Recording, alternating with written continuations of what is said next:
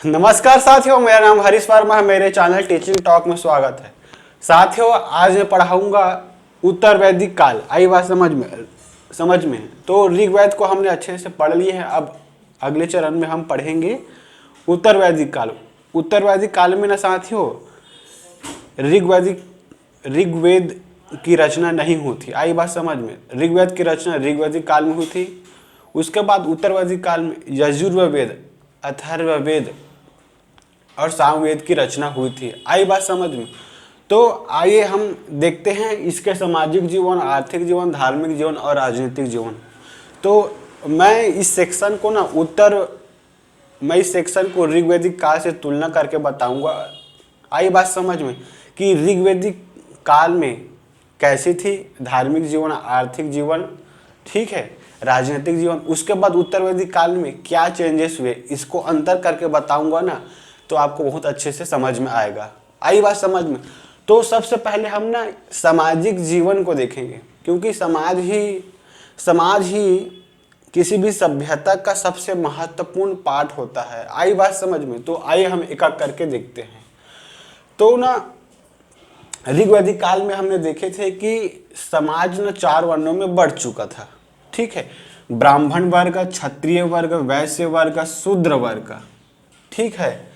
तो ऋग्वैदिक काल में ना ये चारों वर्ण कर्म के आधार पर था, लेकिन उत्तर वैदिक काल आते आते ये वंशानुगत हो गए। आई बात समझ।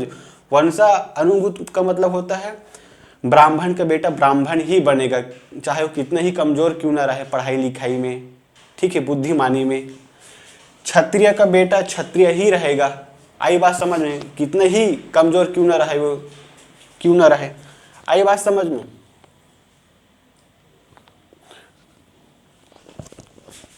उसके बाद देखते हैं वैश्य का काम क्या रहता है, व्यापार करने का, वाणिज्य करने का। तो उसका बेटा ही गले पे बैठेगा इस सामाजिक जीवन में उत्तर वैदिक काल का, ठीक है। शूद्र का काम है इस काल में कि इन तीनों वर्गों की सेवा करना। आई बात समझ में। लेकिन जो ऋग्वैदिक काल में था ना, तो ये कर्म पर आधारित था। जैसे कि मान लो कोई शूद्र वर्ण के लोग, मान लो कोई अच्छे काम कर रहे, मान उनको पढ़ने आ गए, ऋग्वेद, यजुर्वेद, अथर्ववेद, सामवेद पढ़ रहे हैं, तो वो ब्राह्मण की कैटेगरी में आता। यानी कि वहाँ जो काम ही सर्वश्रेष्ठ था उसी काम के अनुसार बांटे गए थे, लेकिन यहाँ आते आते वंशानुगत हो गए। आई बात समझ में। साथियों, शूद्रों को ना अनेस्य प्रेस्य कहते हैं, यानी कि 3 वर्णों का सेवक। अभी मैं आपको बताया ना, तीनों वर्णों की सेवा माने जाते थे। यही से एक्चुअल में ना उत्तर वैदिक काल से शूद्रों की जो सामाजिक जीवन है, सामाजिक सम्मान है, वो नीचे गिरती गई। और 18वीं शताब्दी, 19वीं शताब्दी, 21वीं सदी तक हम देखते आ रहे हैं ये शूद्र आज का दलित है एक्चुअल में। आई बात समझ में। तो इन ब्राह्मण, क्षत्रिय, वैश्य का उपनयन संस्कार तो होता था, लेकिन शूद्र का नहीं होता था। उपनयन संस्कार कहने का मतलब है कि मंत्र के उच्चारण के साथ अगर जनेऊ पहनते हैं तो हम उसे कहेंगे उपनयन संस्कार। लेकिन शूद्रों को जनेऊ पहनने का कोई अधिकार नहीं था, उपनयन संस्कार इसका नहीं होता था। आई बात समझ में। अब अगले स्टेज में आते हैं कि इस उत्तर वैदिक काल में गोत्र प्रथा स्थापित हो गई थी। गोत्र प्रथा मतलब समझ रहे हो ना, हम देखते हैं ना, ये इस गोत्र की लड़का है तो इस गोत्र के साथ शादी होगा, फिर नहीं होगा, ये सब सुनते हैं ना। तो दरअसल गोत्र शब्द ना, जैसे कि वैदिक काल में पशुधन का बहुत बड़ा उपयोग था। तो एक समूचे कुल के जितने भी पशु था ना, उसको एक जगह में लाकर पालन पोषण करते थे। तो एक्चुअल में गोत्र शब्द ना गोष्ठ से बना है, जहाँ पे सभी पशुओं का पालन पोषण होता था। लेकिन क्या हुआ, 18वीं शताब्दी, 19वीं शताब्दी, 21वीं शताब्दी आते आते इसका अर्थ हम बदलते गया, ठीक है। आज गोत्र शब्द का उपयोग हम देखते हैं कि एक मूल पुरुष के द्वारा उत्पन्न जितने भी लोग हैं उनको इसी कैटेगरी में रखते हैं कि हमारा गोत्र का नाम ये है। आई बात समझ में? आपको अपने गोत्र का नाम पता होगा, मुझे मेरे अपने गोत्र का नाम पता है, ठीक है। तो एक्चुअल में गोत्र शब्द ना गोष्ठ से बना है, जहाँ पूरे समूचे कुल के जो पशुओं को पालन पोषण होता था, ठीक है। लेकिन धीरे धीरे समय के अनुसार इसका मतलब बदलते गया। मतलब ये निकला आज के डेट में कि एक मूल पुरुष के द्वारा उत्पन्न लोगों के पूरा वंशानुगत को हम गोत्र कहते हैं आज के वर्तमान समय में। आई बात समझ में? तो हम देखते हैं एक एक करके आश्रम के बारे में, ठीक है। आश्रम का मतलब होता है, ठीक है, श्रम करने के बाद हम विश्राम करते हैं ना, हम एक्चुअल में आश्रम वही है परिभाषा में। अब हम थक गए तो थकने के बाद हम विश्राम तो करेंगे, ठीक है, तो उसी को हम आश्रम कहेंगे। तो जाबोली उपनिषद के अनुसार ना 4 प्रकार के आश्रम बताए गए। पहला है ब्रह्मचर्य आश्रम, दूसरा है गृहस्थ आश्रम, तीसरा है वानप्रस्थ आश्रम, चौथा है संन्यास आश्रम, ठीक है। ब्रह्मचर्य आश्रम का पालन 0 से 25 वर्ष के बीच में होता है, ठीक है। यहाँ व्यक्ति ज्ञान अर्जित करेगा, पढ़ाई लिखाई करेगा, आई बात समझ में, धर्म की जानकारी यहाँ हासिल करेगा कोई भी व्यक्ति, ठीक है, 0 से 25 वर्ष तक। उसके बाद पढ़ लिख जाएगा ना तो शादी करेगा, ठीक है, बच्चा पैदा करेगा, ठीक है, पैसा कमाएगा, आई बात समझ में। तो 25 से 50 साल के बीच में गृहस्थ जीवन में व्यक्ति अर्थ मतलब पैसा कमाएगा, काम करेगा, ठीक है, अपने परिवार के पालन पोषण के लिए, ये हुआ, ठीक है। उसके बाद ये इसका कर्तव्य पूरा हो गया ना गृहस्थ जीवन का, तो वानप्रस्थ में जाएगा। वानप्रस्थ मतलब जंगल में जाएगा, किस लिए? ईश्वर की ध्यान लगाने के लिए, ठीक है। ज्ञान भी प्राप्त कर लिया, परिवार की भी दायित्व को पूरा कर लिया, अब जाएगा ईश्वर की प्राप्ति के लिए ध्यान लगाएगा जंगल में, ठीक है। तो 50 से 75 के बीच में मोक्ष की प्राप्ति के लिए ध्यान लगाएगा, ठीक है। और फाइनली 75 से 100 के बीच में संन्यास ले लेगा इस दुनिया से। संन्यास का मतलब होता है मोक्ष की प्राप्ति, यानी कि वो मर जाएगा और भगवान के पास चला जाएगा। आई बात समझ में? ये आपको अच्छे से मैं समझा दिया हूँ। एक बार पुनः रिपीट करता हूँ इसको ताकि आपको अच्छे से और समझ में आ जाए, ठीक है। समाज 4 वर्णों में बटा था, ब्राह्मण, क्षत्रिय, वैश्य, शूद्र। पहले ऋग्वैदिक काल में कर्म पर आधारित था, लेकिन अब उत्तरवैदिक काल में जन्म पर आधारित हो गया, ठीक है। शूद्रों को तीनों वर्णों का सेवक कहते हैं, आज भी कहते हैं, ठीक है। उपनयन संस्कार इसका नहीं होता था। गोत्र प्रथा स्थापित था। गोत्र का एक्चुअल मतलब गोष्ठ होता है, जहाँ समूचे कुल के पशुओं का पालन पोषण होता था एक जगह। गोष्ठ मतलब गाय, ठीक है। लेकिन इसका मतलब धीरे धीरे बदलता गया। आज के समय तक तो इसका मतलब हो गया कि जो एक मूल पुरुष के द्वारा उत्पन्न हुए पूरे लोगों के एक समूह को हम गोत्र के नाम से संबोधित करते हैं। आई बात समझ में? जाबोली उपनिषद के अनुसार आश्रम 4 प्रकार का होता है, ठीक है। ब्रह्मचर्या में पढ़ाई लिखाई करेगा, गृहस्थ जीवन में पढ़ाई लिखाई करके शादी करेगा, बच्चा पैदा करेगा, इसके लिए काम करेगा, पैसा कमाएगा, ठीक है। गृहस्थ जीवन में आने के बाद जंगल में जाएगा ईश्वर की प्राप्ति के लिए, ठीक है। ईश्वर की जब प्राप्ति के जब अंतिम चरण में आएगा तो वहाँ संन्यास ले लेगा इस पूरी दुनिया से। इसे मोक्ष की प्राप्ति हम कहेंगे, ठीक है। अब हम आएंगे तो इस काल तक आते आते स्त्री की दशा में बहुत ज़्यादा गिरावट आने लगी।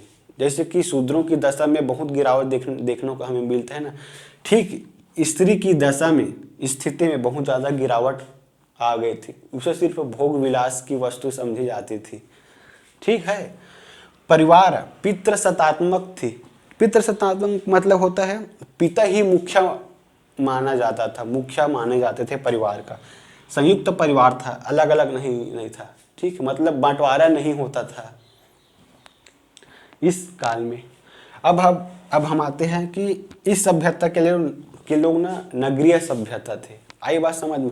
ऋग वैदिक काल के लोग ग्रामीण थे, ठीक है। ग्रामीण से और अच्छे डेवलप होकर सुख सुविधाओं को बढ़ाकर नगर का रूप ले लिया उत्तर वैदिक काल, ठीक है।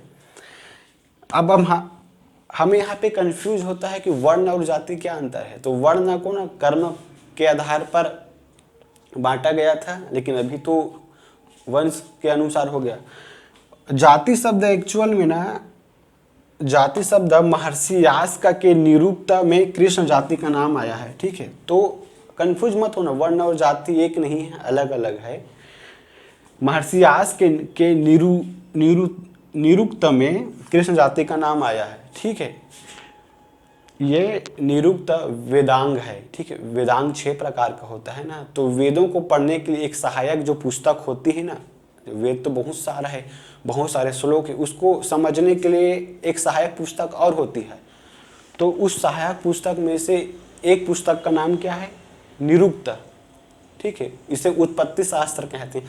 तो उत्पत्ति शास्त्र के अनुसार जाति शब्द की उत्पत्ति कहाँ से हुई है इसको बताया गया है, ठीक है। आई बात समझ में। अब उसके बाद हम देखेंगे साथियों आर्थिक जीवन, ये सबसे महत्वपूर्ण पहलू है इस चैप्टर का। आई बात समझ में। इसके पहले मैं कुछ स्टोरी बताना चाहूँगा, तभी आपको समझ में आएगा, ठीक है। कल मैं मोदी जी का भाषण सुन रहा था, किसका? देश के प्रधानमंत्री नरेंद्र मोदी का। तो वो क्या बोल रहे थे कि भारत 2014 में ना 10वें नंबर पर था अर्थव्यवस्था के मामले में, इकोनॉमी के आधार पर, ठीक है। आज 9 साल बाद भारत 5वें नंबर पर पहुंच गया, ठीक है। जब इतना पैसा वाला बन गया भारत, तो जाहिर सी बात है पूरी दुनिया सम्मान करने लग गया, ठीक है। उसकी सामाजिक स्थिति बदलने लगा, भारत से गरीबी दूर होने लगा, ठीक है। बेरोजगारी भी कुछ हद तक समाप्त होने लगा, ठीक है। तो पूरी दुनिया में इज्जत और बढ़ने लग गई, ठीक है। तो बहुत सारे पैसा आ गया, तब उसने सोचा तब कि अब राजनीतिक क्षेत्र में विस्तार करेंगे, ठीक है। तो राजनीतिक अब कई लोगों का मानना है कि, कई नेताओं का मानना है कि अब मोदी सरकार 2024 से पहले पीओके जान रहे हो ना, जो पाकिस्तान के द्वारा हमारे जो बहुत सारे एरिया को कब्जा लिया था ना जम्मू कश्मीर का, तो उस पीओके को पाक अधिकृत कश्मीर को भारत में वापस लेगा। यानी कि कहने का मतलब है जब इंसान पैसा वाला हो जाता है ना, मान सम्मान पाता है, पूरी दुनिया का सपोर्ट रहता है, तो अपनी राजनीतिक स्थिति को और मजबूत करता है, विस्तार करता है, ठीक है। तो पीओके की बात कर रहा है नरेंद्र मोदी सरकार की, लेंगे करके मतलब राजनीतिक रूप से विस्तार करने की बात हो रही है। ठीक उसी प्रकार से हम यहाँ पर देखते हैं इसी कॉन्सेप्ट को, ठीक है। जब ना 1000 BC में लोहे की खोज हुई, उसके पहले क्या तांबे और कांसे की खोज हुई थी। तो तांबे और कांसे मजबूत धातु नहीं है, तो इसका प्रयोग हम कृषि कार्य में नहीं कर सकते। यही कारण है कि पशुपालन ही व्यवसाय का मुख्य एक जानवर था, मुख्य एक स्रोत था, ठीक है। उसके बाद जब 1000 BC में ना कर्नाटक के धारवाड़ में लोहे की खोज हुई, तो उत्तर वैदिक काल के आर्य लोगों की आर्थिक स्थिति में बहुत ज़्यादा परिवर्तन आया। अब वो गरीब से अमीर हो गए, ठीक है। मैंने आपको कॉन्सेप्ट बताया ना, जब आपके पास आर्थिक रूप से सशक्त होंगे, पैसा रहेगा आपके पास, तो आपकी सामाजिक स्थिति बेहतर हो जाएगी, ठीक है। धार्मिक प्रवृत्ति में बदलाव आएगा। आई बात समझ में। राजनीतिक स्थिति का विस्तार होगा, जैसे कि आज भारत पैसे वाले में सबसे ज़्यादा गिनती आता है ना, सबसे ज़्यादा पैसा वालों में गिनती, तो राजनीतिक रूप से पीओके लेने की बात हो रही है। तो इन्होंने तो इस उत्तरवादी काल में जैसे में कबीला से क्या बना, जन बना ऋग्वैदिक काल में। अब जन से जनपद हम यहाँ देखने को मिलता है, ठीक है। अब जनपद से महाजनपद हमें देखने को मिलता है, यानी कि लगातार क्षेत्र का विस्तार राजनीतिक रूप से यहाँ हमें देखने को मिलेगा। मैं इसको बताऊंगा राजनीतिक शीर्षक में। आई बात समझ में। आप कॉन्सेप्ट बस चलते रहिए। तो कृषि के क्षेत्र में लगातार वृद्धि हुई, तो सामाजिक आर्थिक राजनीतिक प्रगति भी में भी काफ़ी चेंजेस देखने को मिला। तो ऋग्वैदिक काल में जब हम प्रथम व्यवसाय के रूप में पशुपालन को देखते थे, अब स्थिति बदल गई, तो कृषि ही सबसे प्रथम व्यवसाय होगा। ठीक है, इस कृषि के अंतर्गत चावल गेहूं की फसल लेते थे। ऋग्वैदिक काल में जौ की फसल लेते थे। अब चूंकि लोहे की खोज हुई तो उस लोहे का प्रयोग नांगल में होने लगा, नांगर में हल में होने लगा। ठीक है, तो उस हल का प्रयोग कृषि कार्य में होने लगा, जुताई के लिए। तो चावल गेहूं की फसल में और बढ़ोतरी हुई, आर्थिक समृद्धि आई। ठीक है, उसके बाद देखेंगे साथियों, लोहे के खोज से ना बढ़ई लोहार की व्यवसाय प्रचलित होने लगी। लोहार का जब लोहार भी लोहा का प्रयोग करता है अपने व्यवसाय को चलाने के लिए। ठीक है, कुल्हाड़ी बनाने के लिए, ठीक है, हथियार बनाने के लिए, बढ़ई भी फर्नीचर को बनाने के लिए ना लोहे का प्रयोग करता है। तो इनके व्यवसाय में भी काफ़ी वृद्धि हुई। आई बात समझ में। तैत्तिराय एक उपनिषद के अनुसार अन्न को ब्रह्म कहते थे उत्तर वैदिक काल में। आई बात समझ में। कृषि के पहले धार्मिक अनुष्ठान करते थे। कृषि आज भी हम देखते हैं कि बुआई के पहले हम जमीन की पूजा करते हैं। ठीक है, धार्मिक अनुष्ठान करते हैं। ठीक है, हल संबंधी अनुष्ठान हमें शतपथ एक उपनिषद है, शतपथ ब्राह्मण में हमें देखने को मिलता है। आई बात समझ में। तो पुनः इसको रिविजन करा देता हूँ। ठीक है, जब लोहे की खोज हुई तो कृषि कार्य बहुत ज़्यादा विस्तार रूप लेने लगी।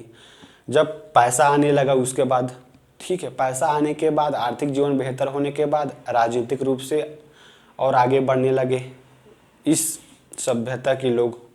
ठीक है, तो सामाजिक उन्नति के साथ धार्मिक उन्नति भी हुई, राजनीतिक उन्नति और विस्तार हमें देखने को भी मिलेगा। ठीक है, जैसे पहले हम देखते थे कि कबीले से बना जन। ठीक है, तो इस सेक्शन में देखेंगे जन से बना जनपद। ठीक है, जनपद से बनेगा महाजनपद। राजनीतिक विस्तार होने लगा जैसे जैसे आर्थिक समृद्धि होने लगी। तो ठीक है, अब देखेंगे हम यहाँ पे राजनीतिक जीवन को। ठीक है,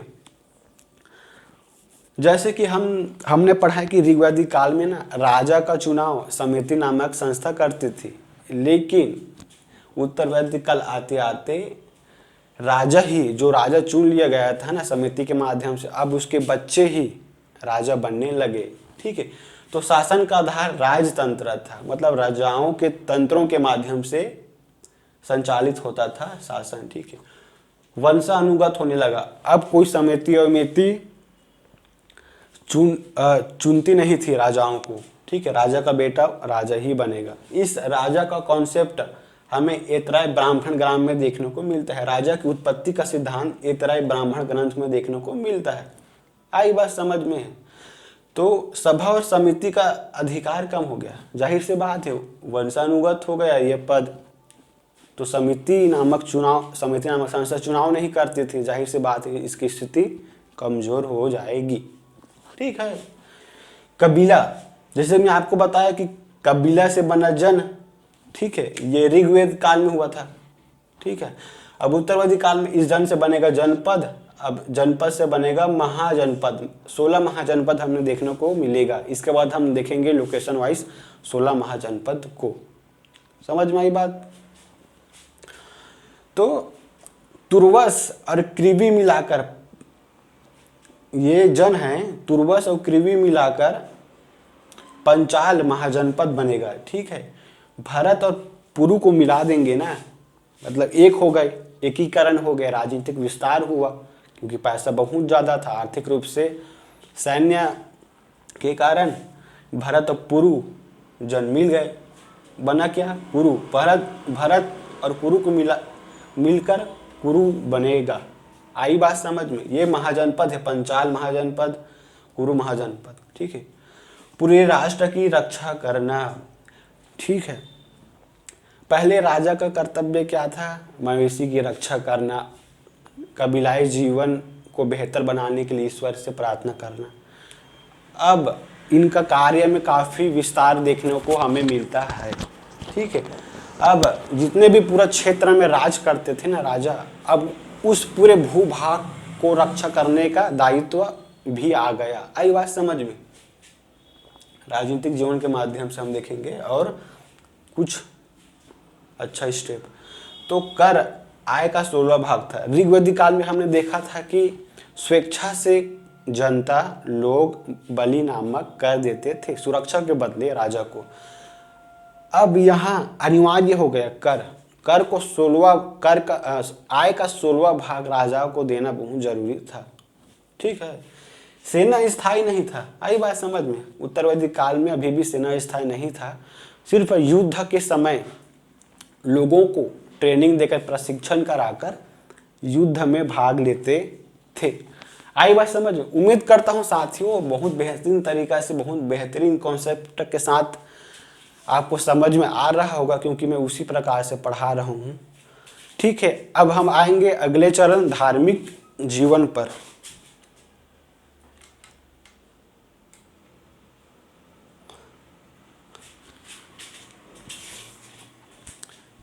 ठीक है, धार्मिक जीवन के अंतर्गत देखेंगे साथियों, क्या ये ऋग्वैदिक की तरह बहुदेववाद था कि एकेश्वरवाद था।